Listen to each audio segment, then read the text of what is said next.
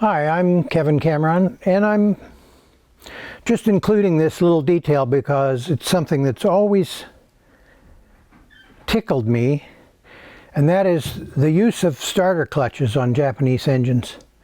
This is the starter gear. This is the starter. Between the two is a train of gears. This little guy can be as small as it is because it has high intensity rare earth magnets in it. And it ends up driving this gear. Now, the clutch is inside of this housing. I can turn the gear this way, but if I try to turn it the other way, it turns the crankshaft.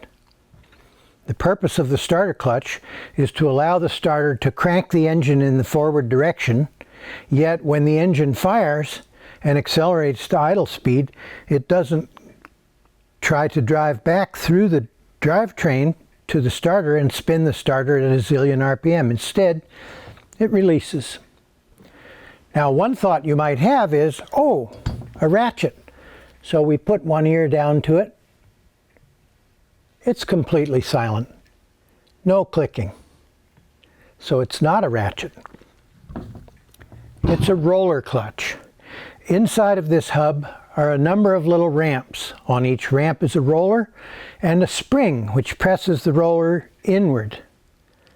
When I try to turn this way, the rollers are driven so hard against the crankshaft that they grip it and turn it.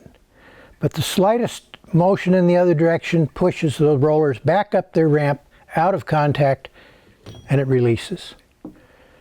I just think it's an awfully neat device.